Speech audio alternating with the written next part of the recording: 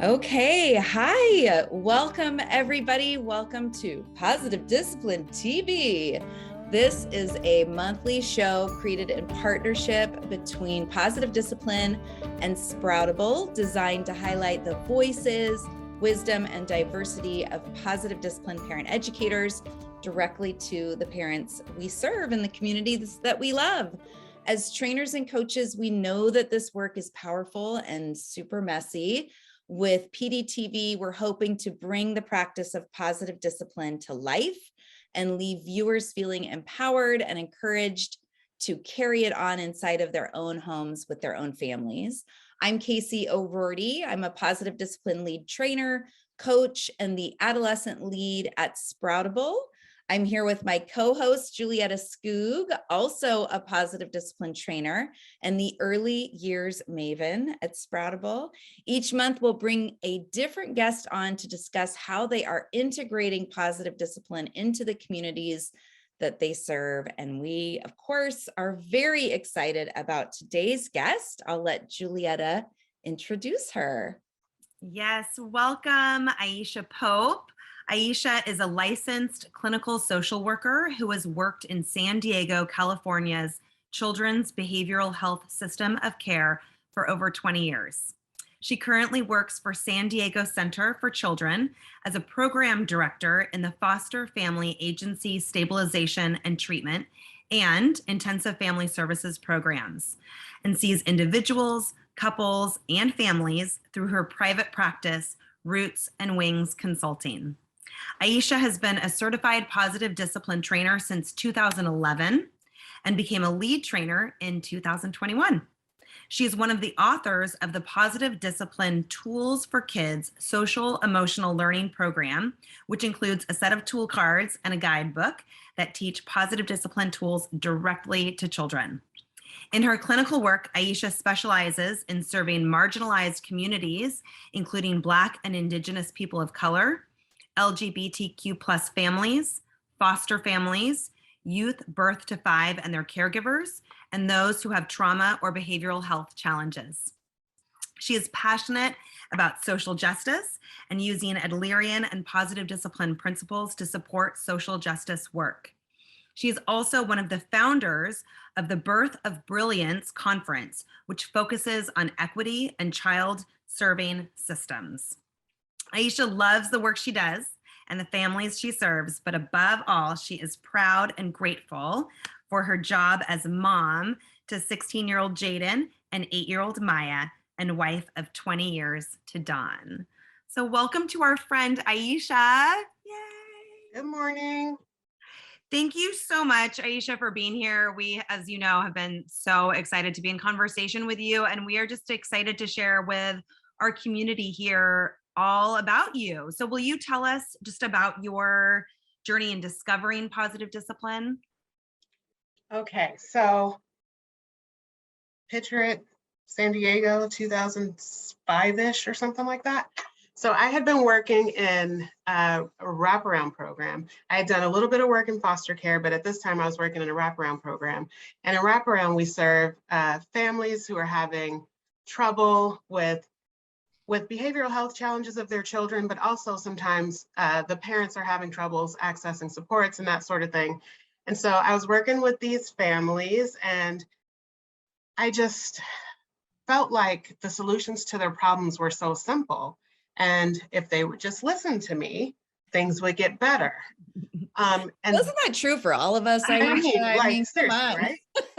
Just so I would just be like, if you would just whatever, things would be fine. And I could not understand what the problem was.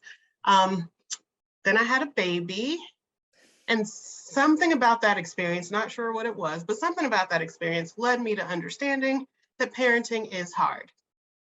So I decided that rather than just making up all of these wonderful strategies, I should go and take a class. So a couple of friends and I went to a positive discipline class, or a Teaching Parenting the Positive Discipline Way training that was being hosted at our local children's hospital. Lois Ingber, one of my co-authors on this project, brought in Jody McVitie, and we went to this training. We did not say, we are interested in Adlerian, and so we're going to this training. We said, we want to go to a parenting class.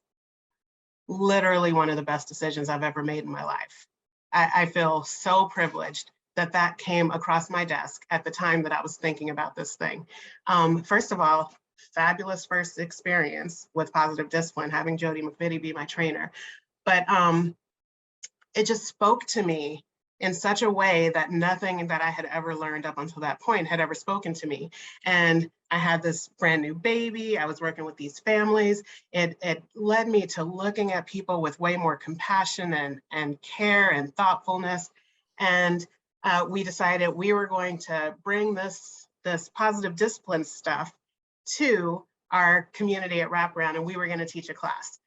But we were scared, right? Because teaching classes is hard. So 3 of us came together to teach a class together, our first class. And I don't know, there might have been 2 participants in this class that 3 of us were teaching together. And we taught our first class, and it was a hard sell because people thought it was a little bit mushy and a little bit permissive. It's absolutely not, we know that. But people thought it was a little bit mushy. This community that we were serving families in probation, families in child welfare, teenagers. And we came with this stuff that felt a little bit crunchy and a little bit woo-woo. And people were like, what are you talking about?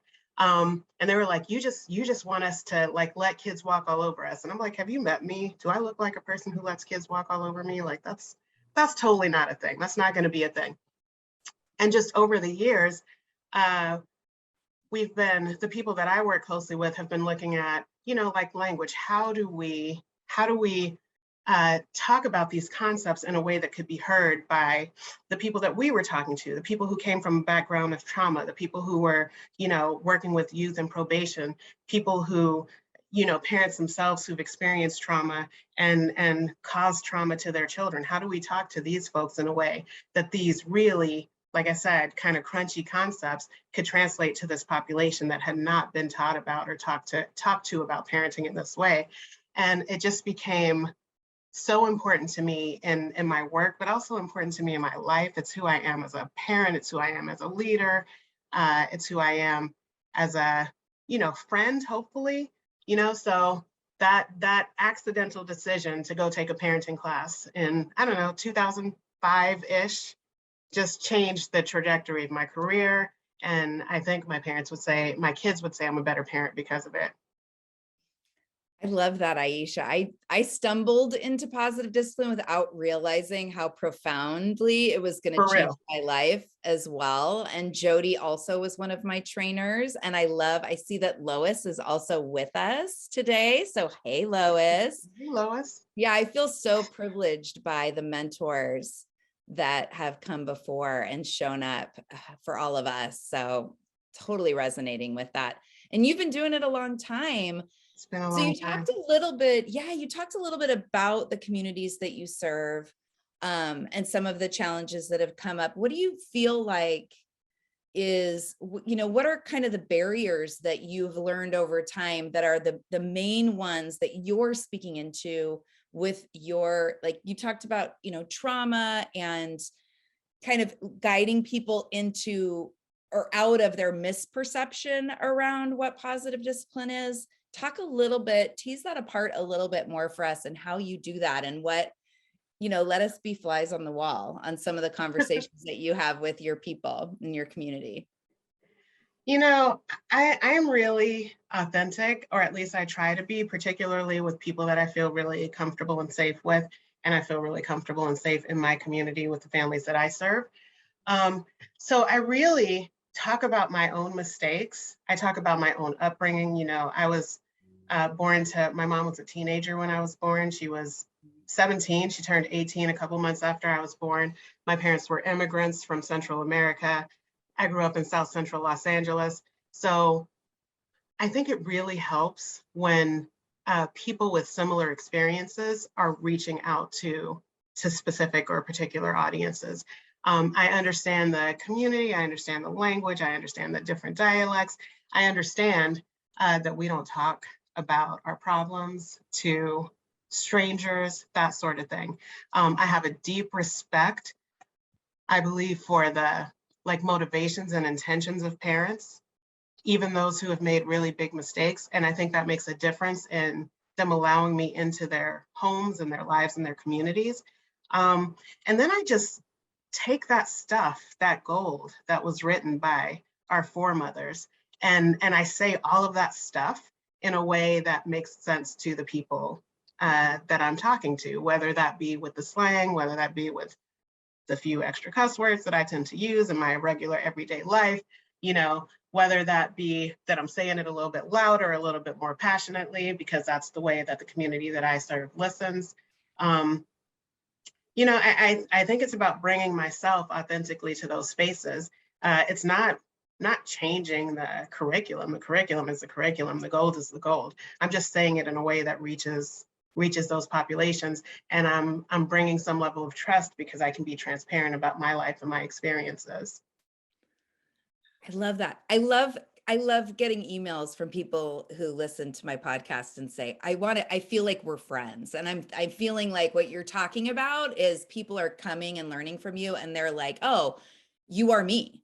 Right. Like, and that is so powerful. Well, and I think that really speaks to your skill as a facilitator, and I think when we look at all the years of experience that you've been doing this, Aisha, you are able to read a room and, really like be so present with the group that you're with. And you're so informed of the Adlerian principles and the tools that are just like fluent for you, that you're able to then have that confidence, reading the room, knowing where the conversations are going, where the questions are coming up, all the extra, that parents are bringing, which is really in any group that we're teaching, right? You never know what curveball you're going to get, or what experience they're bringing.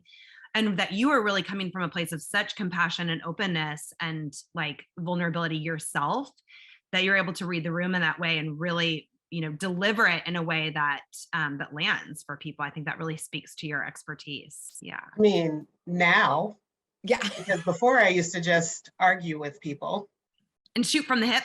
Absolutely. Don't do that so much anymore. We learn though, right? You learn. We learn from that. Yeah. It felt so transformational. This way of thinking and this way of seeing the world and this way of treating people felt so transformational that I could not understand why anybody would do it any other way. And I didn't recognize that, first of all, nobody badgered it into me. I was invited to learn it experientially and take what I wanted and leave what I didn't. But I didn't want to do that. I was working with families who were not safe. And so I wanted to badger it into them. I wanted them to do it now. I wanted them to learn it now. I wanted to help them protect their families and preserve their families right away. But I did realize over time that people don't listen as well that way. People don't like being yelled at about not yelling at other people.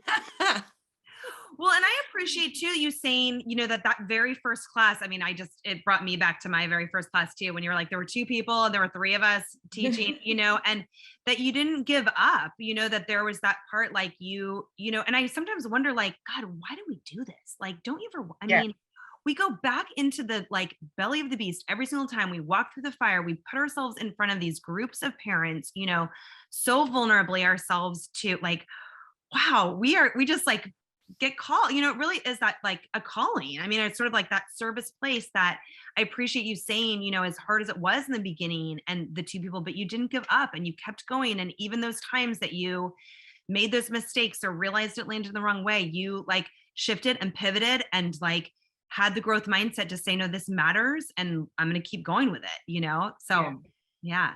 I had a lot of support because I was doing that class with a couple of good friends, one of whom is on this call, Talene. There were times where we were like, we can't do this. This is hard. These folks are not always being nice to us. Like, I don't want to do this. But Talene and I especially just banded together and just went deeper. And San Diego has, Jay Nelson lives here. Lois is here. There are a few other people that are here that we got together. We had a mentor group that went monthly for years in person, and it was amazing. We got amazing support. Yeah, same. So we were able to dig in. Totally. Casey and I here in Seattle, we had Jody McVitie here. And so same thing, the monthly mentor groups for years and years, just in her living room. I mean, that's where like, we met. That's where Julietta and I met. I saw her all pregnant sitting in a chair and I immediately was like, who is that? I feel like And how can I make her my friend? Yeah. Well, I want to talk about this tool card situation that you Oh my have God. collaborated. You have a whole team of people that you collaborated with to create.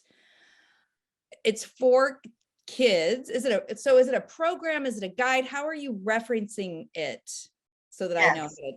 Yes. Yes. Okay. It's this that. guide program. This is So, program guide. so this is just over 6 years in the making. Oof. It started with Jane and Mary. I was working with Mary Tamborski, who's one of Jay Nelson's daughters. And Mary was training to be a therapist at the time, and I was her supervisor. So we obviously were working with kids and we were doing lots of positive discipline work because it's in her blood. And I had been being mentored by Jane. And so Jane and Mary, on their way home from Las Vegas one day, I don't know what they were doing in Vegas, but you know they party. They were on their way home from Las Vegas and they called and they were like, we think that we should do tool cards, but for kids. And I was like, okay, let's, it's Jay Nelson. Yes, I want to play.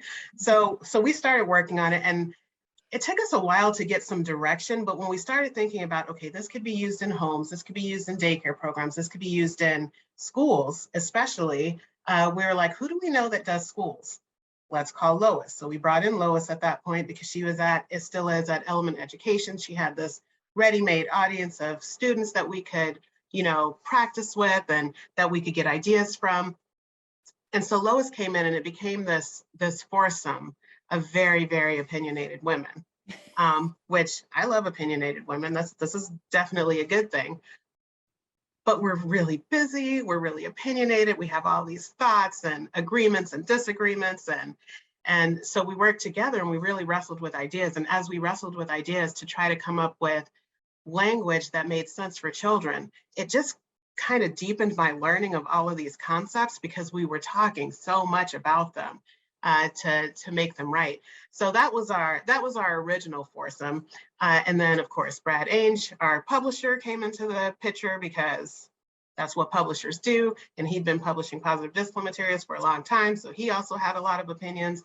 We had a great illustrator, Greg, and our designer, Kim. But our top consultants on the project were my daughter, Maya, who's now 8, and Mary's son, Parker, who I think he's 9 or so, but they were very close in age. And so we'd be sitting here working on these things and then running out and getting the kids and saying, hey, what does this mean? And we'd introduce a concept to them and their eyes would glaze over and we'd be like, okay, we need to work on that a little bit more. And they helped us get to language that really made sense for children. So the audience is children. The audience of the tool cards is children. A kid who is old enough to read, so 1st or 2nd grade or so, independently should be able to look at these and read them and come up with ideas. A child who either needs support with reading or is a little bit younger should be able to pick up a deck, go over it with their grown-up, and then, ask the questions that are on the card or look at the concept that's on the card and talk through, like, what does this mean and how can we use this and how can we use that to help solve a problem? So we started out with this tool card idea, and then, because we're women with lots of words, we were like, how can we say all of the words that we really want to say? And then we came up with the idea of doing a guidebook. So we have this is hot off the presses. It's not even for sale yet. I want you to see all of my sticky notes because I was like, what's my favorite? And this is how many sticky notes I came up with for my favorite. But we have this guidebook. So each tool has its own guidebook that has a whole lesson. And the way that these are laid out is we have a picture, and the pictures come with these nice little quotes or jingles, we call them, and they all rhyme and we spend a lot of time doing that. So this one says, when feeling lost, you may lack life goals to keep you on track, for example. And then we have some reflection questions that have them think about the image that they're seeing and come with some ideas. And then we have a did you know section, which gives them a little bit of information about the topic. And then we have activities that help them to dive into that topic. So some of them are just like reflections that they do out loud. Some of them are pages that they, will fill in. We have crossword puzzles and word searches and, pages to color and all kinds of really cool stuff in there. It's so brilliant. I have to say, I mean, we were introduced as a think tank group in the fall to these tool cards and guide as positive discipline trainers. So for those of you watching, we all get together at sort of like camp, and we'd share ideas and share activities with each other.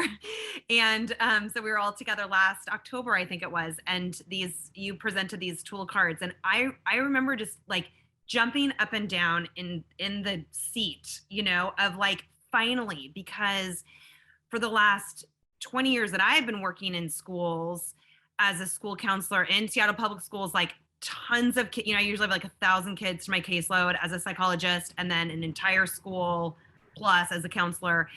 And there's no curriculum out there. I can say that confidently. There's no curriculum out there that is just like a standalone, great, I've got my whole lesson plan for the whole year as a counselor. So this, to me, like, I'm always constantly just piecemealing the different, from different curriculums, and then creating my own lesson for the year, embedded within the positive discipline principles that I'm working with teachers. And this finally is like all you need for kids. I mean, it really is for a counselor, for a teacher, to be able to just truly take one of these per week, or spread it out developmentally, per month, or even empower, kids to be doing their own little learning groups with each one and then presenting to each other. There's so much that you can do with these that I just think are just amazing. And I think what's also cool is just seeing the arc over the years. So I know it's geared to elementary, right, essentially. So even seeing that arc of, a kindergartner who gets introduced to them first grade, and then still working through these same ones year after year, but really internalizing it in a different viewpoint, because where they are developmentally, with a different peer set, with a different classroom constellation, it really is so powerful. So I was curious, you started to mention a couple, but in the creation, like, what were some of the ones that you were like, we have to have this, like, no matter what, or your favorites, given the scope, especially for you, Aisha? I mean, your voice that you brought to that group of 4 that you have clinically, the population that you serve, what were you like, this is really important to make sure that all kids are being, served through these tool cards? Yeah, all 4 of us, Jane, Mary, Lois, and I, are all therapists. So we all have experience working with kids and families who have significant challenges, in addition to the families that we typically see in our positive discipline classes. So this idea that a tool, whatever that tool is, could speak to a 4-year-old and a 7-year-old and a 12-year-old, all at the same time. Writing them in that way was really, really difficult, but we made sure that the activities, we would have several activities for each lesson, so that people could look at their audience and say, which one is going to speak to this child or this group of children the best. So I would say, like I said, this was hard. You see all of my sticky notes, trying to pick a favorite, and there's only 33, and there's probably like 15 sticky notes here. I'm going to start with think, feel, do, in terms of what I think is really important. In our positive discipline classes, we always ask people, what were you thinking, what were you feeling, and what were you deciding to do? And that is a retrospective, reflective question, right? But we thought, if we could help kids think about this stuff proactively, look at how they're thinking and what they're feeling, and have that help them decide what to do in advance versus only reflecting on it. The reflection is important, and we need to continue to always do that. But if we could help kids think about this stuff in advance, it might change their behavior. It might help them make decisions that they can feel more proud of. So you can see this picture here. I don't know, there's lots of glare, but this is the think, feel, do card. And you see there's 2 kids and there's a cat, right? So one kiddo sees the cat as this loving, snuggly cat, and another kiddo sees the cat as maybe a ferocious lion.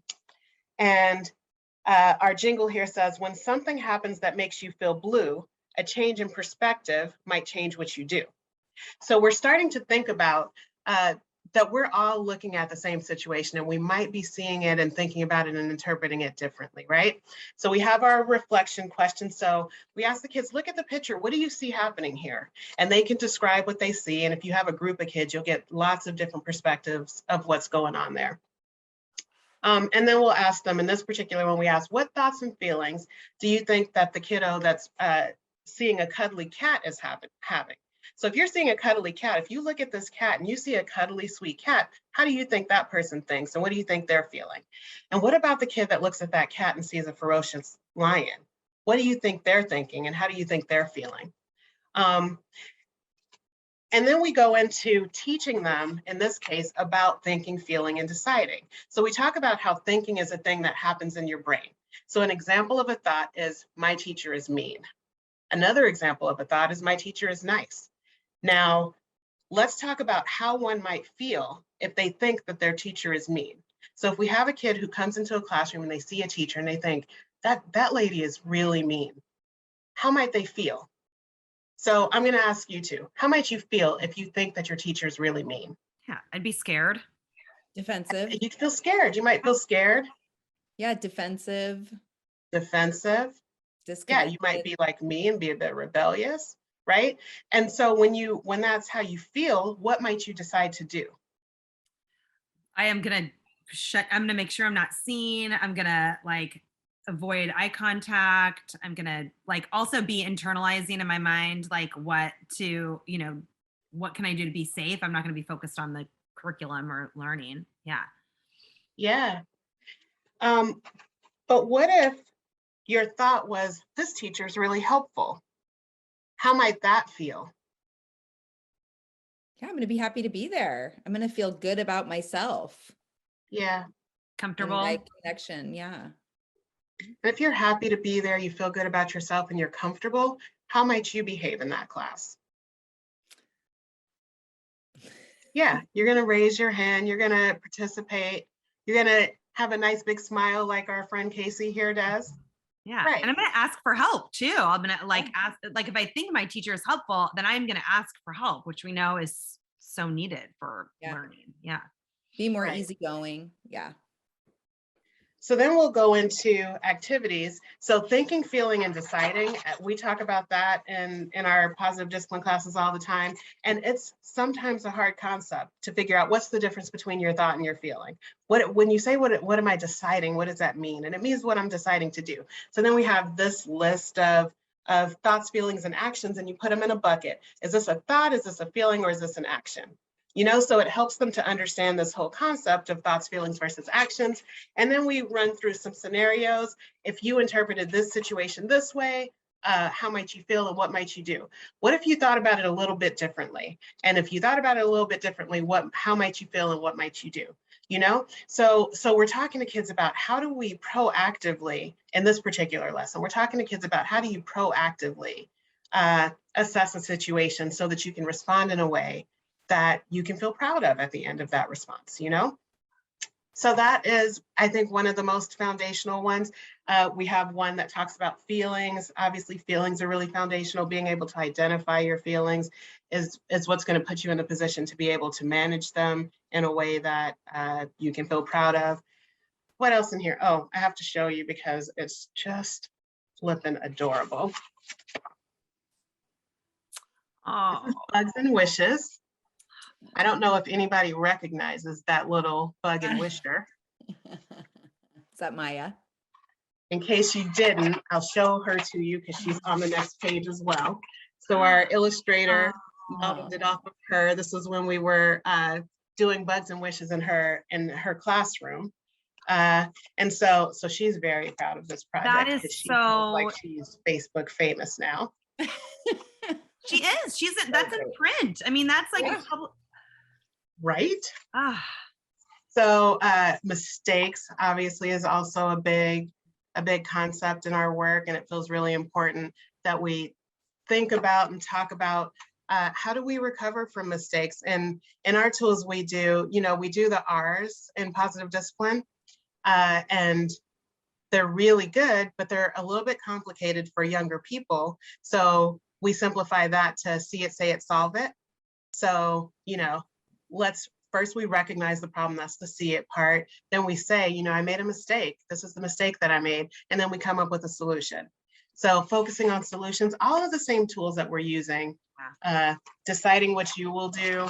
This is you'll see this illustration here. There's 3 kids that are on their devices doing what kids do and 1 kid reading a book. And we talk in this lesson about autonomy and thinking about what do you want? What's your goal? And how do you want to get there? And is that the same path as everybody else? It doesn't have to be. Decide what you will do what you think is right, and focus on that, not on getting everybody else to do what you think they should do. So I love all the tools. No, I want to talk, Julietta, just wait. I'll go next. I'll remember. So love this. And I love this because I feel like as facilitators, we're always trying to land that the discipline in positive discipline is to teach, right? It's about teaching and it's about practicing over and over and over and over and coaching around this. And like you said, seeing those mistakes as opportunities to learn. And I love, because I think sometimes, you know, parents are drawn to parenting class to know what to do, how to be in response to their kids. And this is such a useful resource to also teach our kids how to be in response to the world around them in a way that's really helpful and not hurtful. It's so powerful. And there is a question, Amy, I think, asked about, are the tool cards in the guidebook written really well for, you know, a group environment, but also I'm guessing easy to use for parents as well? Absolutely. So Mary and I both, again, this was part of why it took so long, because we were trying to figure out how to write it so that it speaks to who we wanted it to speak to. As therapists working with children, Mary and I were really thinking about using these in a therapist office, and anything we can do in a therapist office in terms of worksheets, we could also do at home. And then Lois's perspective was, how do we make this general enough that we can do it in an entire class, but also specific enough that a parent could do them individually, one-on-one with a child, and that we're giving enough information that the parent can understand the concept without giving so much information that it became really boring. So absolutely, one-on-one. My daughter and I, when we were working on this, every time we finished a lesson, I would do it with her one-on-one. Mary was doing it with her kids. Lois practiced with small groups of kids and families that she had. So we sent some lessons to colleagues and said, try these out and let us know what you think, and send them back. So they've been used in multiple settings. They've been practiced in multiple settings with individuals or with large groups. Me, I don't do large groups very often, except for my Girl Scout troop. There are way too many girls in my Girl Scout troop, but it's okay because they're awesome. So I'll do them with my Girl Scout troop because Girl Scouts are into, you know, being better humans. And so these really fit there. They could have, you should make a badge, like a tool card badge that the Girl Scouts get. Yes. Right? Yes, Julietta. Oh my gosh. Please. So contact Girl Scout San Diego and let's do this. I love it. So, and I just want to say too, I mean, that was where I was going, you know, is like, I had a big aha as you were sharing this, so, you know, I've got a 4-year-old, a 10-year-old, and a 13-year-old.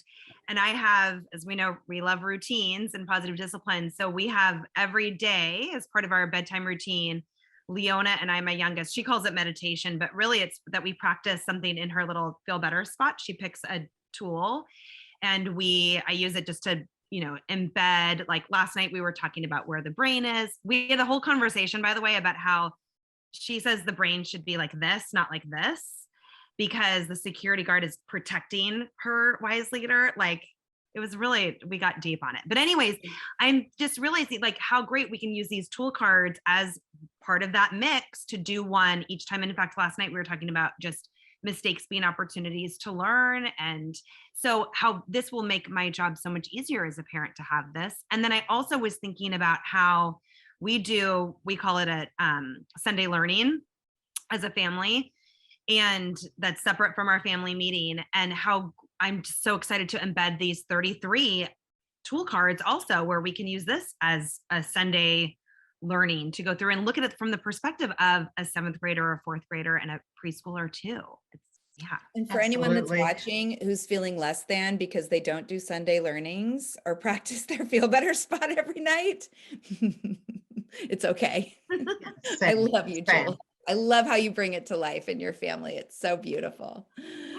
But we really wanted to make it easy. So if you want to spend the time and do entire worksheets, you can do that, and it's all laid out for you here. But if you want to just pull a tool card, we have this tool card. Like I said, we went a little bit overboard with the rhymes, but this tool card just talks about how to use this, and it says, when you have a problem, don't blow a gasket, find a solution in the tool card basket.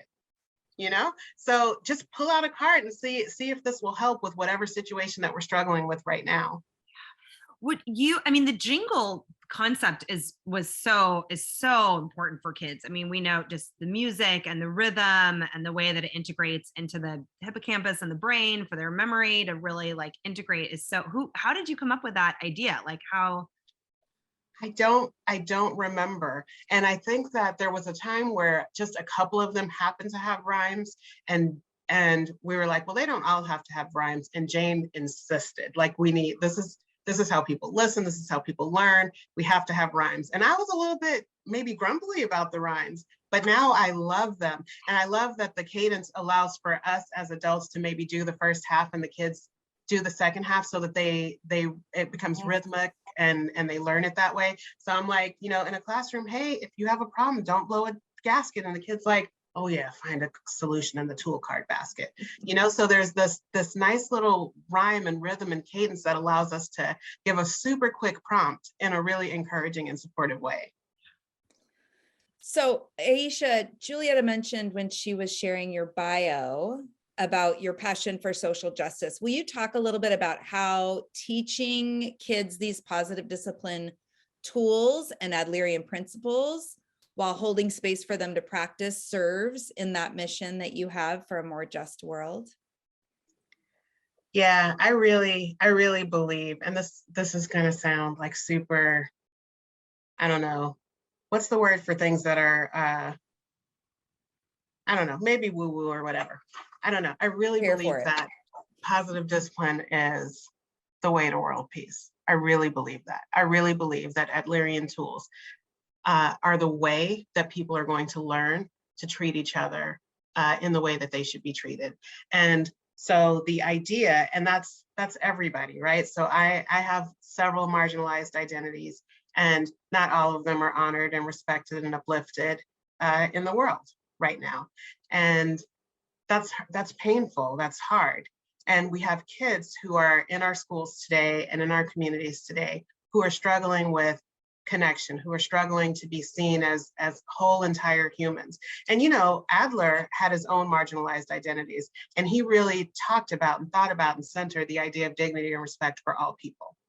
And so I feel like he was telling us, he was like the original social justice warrior. He was telling us, like, this is how we're supposed to live life. This is how we're supposed to treat people, all people. Children are people, women are people, Black people are people, Jewish people are people. And we need to treat them all with kindness and with dignity and respect. And we know more now than he knew at that time, but it was pretty revolutionary, in my opinion, that the way that he was forwarding equity and equality and dignity and respect for all people. I believe very strongly that if all parents were raising their children using the Adlerian tools that are written in positive discipline and other Adlerian models, and if all children were learning to treat each other with dignity and respect, to foster connection, to respect and honor differences, to include everybody, if all children were learning to use these tools, that we would have a better world. I strongly believe that, even though it's kind of, I can't think of the word. What's the word? Kumbaya. Yeah, it's all of that. Ambitious. But I really think that it was true. If all of our kids were doing this in all of our schools,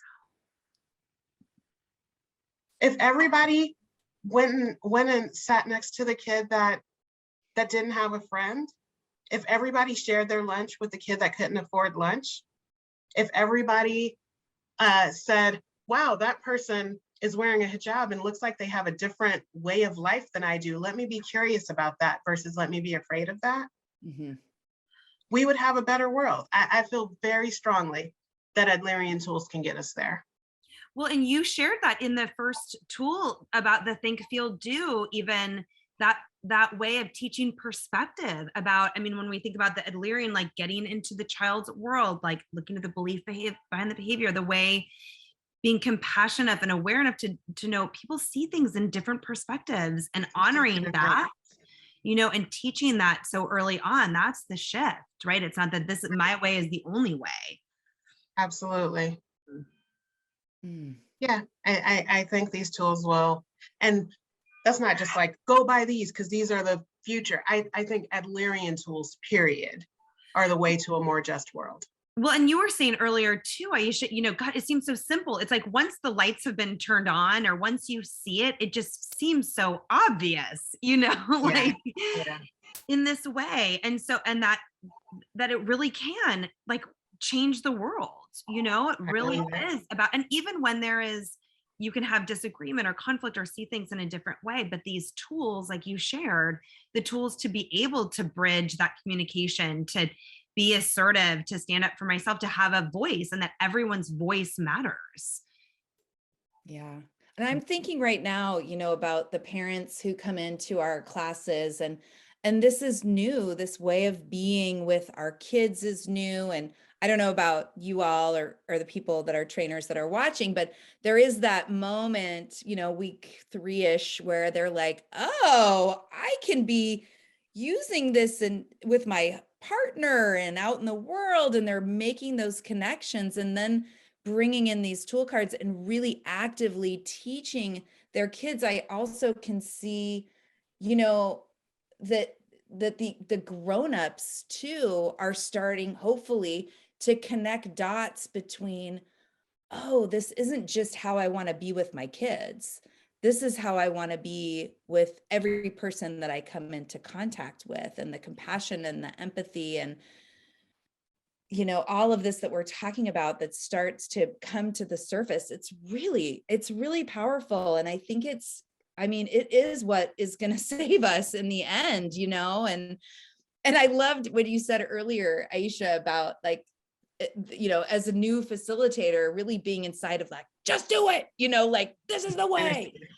Because I get into week 1, I've got a 6-week class that's going to start in a couple of weeks. And I always have that energy week 1, like, oh, I just want to give them everything right now. I have to remind myself and the group, this is a 6-week process, and we're going to be teasing it apart because, you know, it is so powerful. So someone in the chat wants to ask a question. Can I, Yep. You want to hear it? Okay. Yeah. Carrie, unmute yourself and ask a question. Hi. Hi, I'm so embarrassed. I'm over here washing dishes. I'm like a mess back here.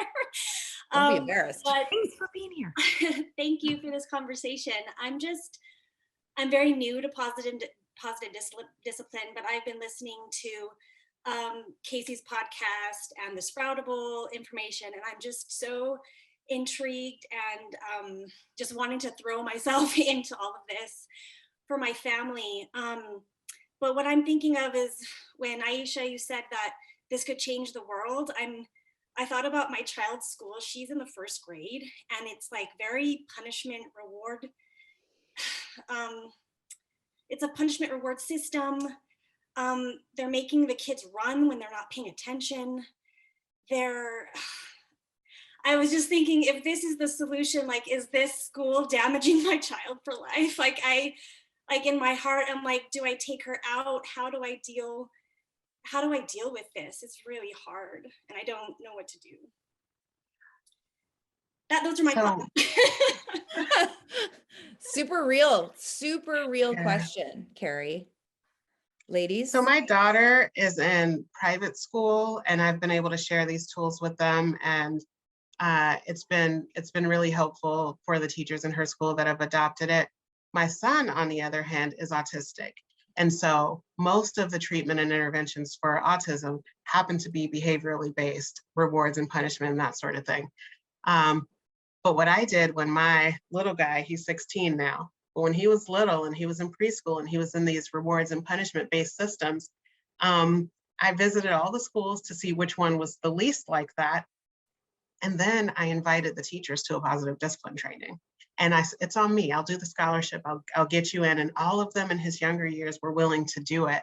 And I was like, I'll come in and I'll help do your class meetings and that sort of thing to give them help and support. I think that people who have children and people who work with children want the best for children. And I think that we do what we know. So when we give people information and tools and the support to implement those tools, people choose a different path because people want their children to be well. People want their children to like them. People want their children to like themselves. People want their children to be well accepted.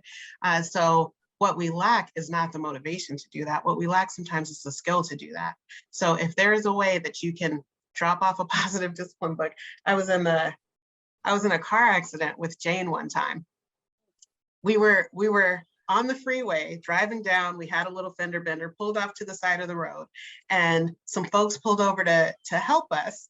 And the person that pulled over to help us was pregnant. And Jane was like, "Oh, I have this book for you." And I'm like, "We on the side of the road, lady. What is happening here?" But wherever and however we can share these tools with people, I think that we should, because if people have better tools, they'll use them if they have the support to do so. Yeah, and Carrie, I'll add too that Lois, oh gosh, let Lois speak first before Lois. Go ahead, Julietta. Thank you. Well, I just was going to say, Carrie, but Lois, I mean, I'm so happy you're here. That also with now I'm like, sorry, I got so distracted. You're like such a celebrity to me. I got so excited. Sorry. Carrie, I was going to say that often with a school, that when you can be a part of the parent community that brings in parent ed, for example, and you might invite, parent ed, a positive discipline trainer, and we can talk about where you are to help, find somebody in that way to share some information. Like Aisha was saying, we do the best we can with the tools we have. And those teachers in that school and the administration just has been doing it that way all along. And so they don't know this other way. And so sometimes when we can start with just planting little seeds in that way to start that conversation, that's a lot of the work that I do when I start in schools, is just that one talk. And then the parents get so excited and it starts spreading to the teachers. And then we do a teacher training, and then it really shifts. It's really the slow turn of a ship. But I will also say, just real quick, that often there's always going to be teachers out there, even in a positive discipline school. There's going to be, or it's, in quotes, there's going to be teachers, there's going to be grownups, there's going to be camps or sports where kids are in that are that type of a dynamic. And I just trust that the work that I'm doing as a parent and the skills that I'm teaching my kids in my positive discipline home gives them the strength to go out and be the person that they are, no matter what grown up they're interacting with. So even when my kid, I've shared this before with Casey, like had the long-term sub that was super harsh and reward based, when they were giving her the stickers and the same kids that were getting punished all the time, she was like, I don't need it. Learning is like enough reward for me. Like, she stood in her own truth. She stood up for those other kids and said, that doesn't feel fair for them. I think we need to have a class meeting. You know what I mean? Like, how are your kids to be able to have that voice in those other systems, and they make the change too? So yeah, Lois. That's why we should all be doing Sunday learning. There you go. When my son started preschool, he was pre-verbal at that point. He was 3.5 or so. And he also was not eating solid foods. He was still eating baby food. He had orobucalopraxia. I can't tell you what that means, but that's what they said it was. And so he couldn't eat solid foods. And so every morning when they did their introductions, because this was an autism class, they were encouraging vocalizations in any way. And then when they did that, each child would get a goldfish cracker. And I was like, besides the fact that my kid's not a SEAL, he doesn't eat solid foods, so we're going to have to come up with something else. And so the teacher and I talked about it, and she said, well, how about I just give him a high five? So she gives him a high five when he did whatever his vocalization was. And then the other kids wanted to give him a high five too. So they would give him a high five, and then he would give all the kids a high five. I came back to class 2 weeks later, goldfish were gone. All of the kids were giving each other high fives and doing high fives down the line. Of course, this was way pre-COVID, so we could do high fives down the line. But when we introduced that simple strategy, because this one kid was not going to eat a goldfish cracker as a reward for vocalization, all of the kids were like, wait, I want a high five too. And then the goldfish crackers went away. So even small tools can shift the dynamic. And that made her curious about what else I had to offer. Mm-hmm. Lois. Thank you. That's a great testimonial, Aisha, to positive discipline and to you. What I wanted to share with Carrie, Julietta, you just explained it so beautifully, that, if we're helping our kids learn these skills, social emotional skills is kind of the buzzword that we use. It's in the literature, it's in the world. But that's really what they are. They're relationship skills, and they're based on belonging and significance and mutual respect. So if you're helping your child learn these skills and use them, you're using them in your home. When they come into the world, they are going to see people who see the world this way, not this way. And your child may become the leader to bring about a shift. And, that's not easy to be a leader with this work, with these ideas. But we're creating, and your children are creating a new, better future by us sharing these. And I think, speaking to the points that were made earlier about why do we keep going back to the parents and, putting ourselves in situations where, there's pushback and so forth. I think that's the reason, at least it is for me, that we are creating a newer, different, more respectful world. So thank you for letting me share. Thanks, Lois. Actually, if you don't mind, Aisha, could I add one more thing to Sure. your great description? There are so many social emotional learning programs out there. There's Second Step. There's, just all kinds of stuff. What for me is different about ours is this card. We actually have a card for belonging and significance, and talking about the importance of that's the basis of Adlerian theory, and all the tools go into creating belonging and significance and teaching that concept. So that might be my favorite.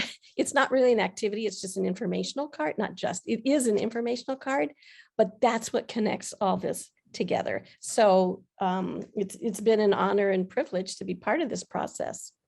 And I see Jane has joined us. Yes. Sorry to be so late. It's okay. We're always glad when you're here. I want to share a quick story, and this is for Carrie, but this is for everyone, because especially those of you that are facilitators. I was teaching a class, it was a big class in small town America, in this little rural community. And I had a dad raise his hand, a little bit surly. And he said, we were talking about creating solutions, finding a win-win. He's like, when my kid's in front of a judge, the judge isn't going to say, how are you feeling? And how do you think you can solve this problem? Right. And I was a newer facilitator, so I was getting a little bit hot and tingly on the inside, a little fearful of this big guy. But I said, I think really the goal here is raising your kids this way is going to up the likelihood that they aren't going to be standing in front of a judge. That part. And That part so right there.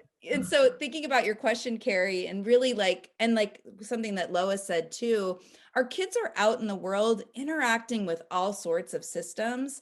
And I really believe that this way of being, this way of parenting really offers them a foundation for navigating it all. And my kids too went to a school that was heavy punishment and reward. And we would talk about things that we were solving at home. And there was a particular period of time where my son was really trying out swear words.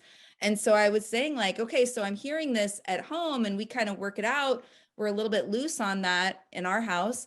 But what happens when you say that word on the playground? And he was like, oh, it's straight to the office. I was like, yeah, it is, and he said, and what will you do? I was like, well, I'll, if they call me, I'll come in and I'll stand next to you and I'll listen and, it'll be fine. But this is the system of your school. So if you're not interested in that, check yourself on the playground, buddy.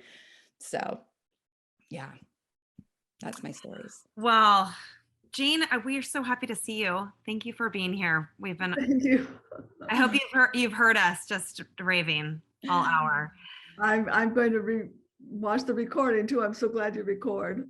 Yeah, well, thank you for being here. We are just about to wrap up, but I do just want to ask, and I know, Jean, we talked about this when you were so generous to be our first guest a couple of months ago, but I look at you, Aisha, I see like your bio, just all that you've done, it's so embedded, like you said, it's in the fabric of who you are.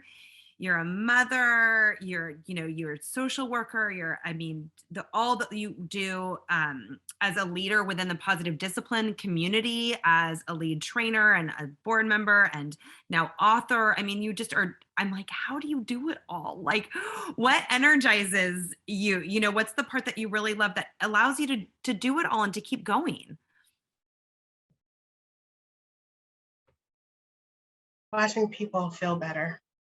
That energizes me. When I can work with a family, when I can work with a group of people and have them feel like life can be better than it has been, that they can do different than it has been, that energizes me. When I get a group of Girl Scouts together and they are nicer to each other by the end of the meeting than they were at the beginning of the meeting. When I work, foster care is my bread and butter, it's my passion.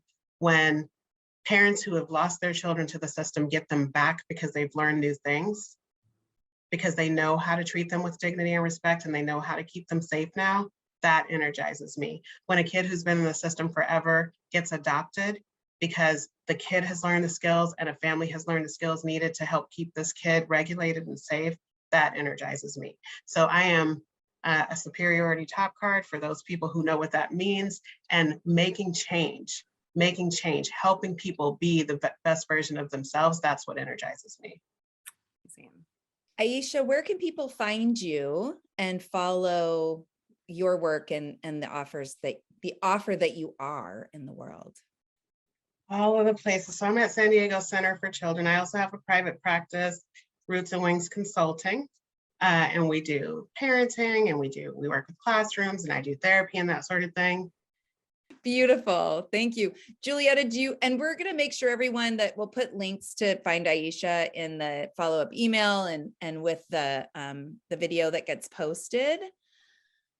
Also, Jules, did you have anything before we wrap up that you wanted to share? No, just thank you so much to Aisha for your generosity and wisdom. I feel energized and inspired, honestly, to keep going with the work that I'm doing, just in hearing you talk about Adlerian principles and positive discipline, and the way that it really is the driving force behind social justice and change for kids, and to keep kids safe and happy and to bring peace to the world. I'm on it. I'm like, yeah. And I'm just, excited. Thank you, Carrie, for your thoughtful question. Also, I really appreciate everybody showing up, and I know you'll share more about our Sproutable offerings as well, and what we got going on next month, Casey. Yes. Thank you, Aisha. We adore you. So good to spend time with you this morning. And everybody who's here watching the replay, Julietta and I both are loving holding space for this each month. Thank you to Positive Discipline, their partnership with this project. Remember that you can find the tool cards for kids program over at positivediscipline.com. The link has been dropped in the chat a few times. And if you want to know more about what Julietta and I are offering parents, go to our website, besproutable.com. We have courses for parents of littles all the way through the teen years, nannies, preschool teachers, parent educators. If you're interested in signing up for next month's Positive Discipline TV live, go to besproutable.com/PDTV, or you can also go to positivediscipline.com/PDTV.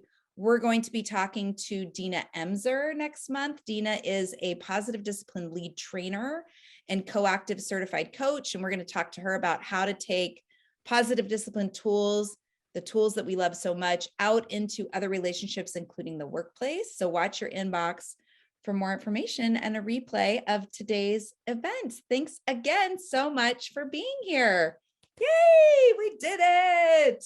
Casey, you didn't ask me the question that I spent the most time trying to think of an answer to. It's Oh, I'm still gonna ask recording. myself it. It's still recording. Okay, what If question parents, was if it? all parents would do one thing. If all Okay. parents do, this is like the bonus, like, at the end of the trailer or the credits, there's that one extra The thing. and bloopers? people stay on for it. Aisha, okay, let me ask it specifically, just again. Okay, Aisha, if all parents would do just this one thing to start, what would it be? Model. Mic drop. Yes. Be the person you want your kids to become. Love it. Thanks, Aisha. Thanks, Julietta. Thanks, Jane and Lois and everybody that's watching. So good to see you. We'll see you all next month. Mwah.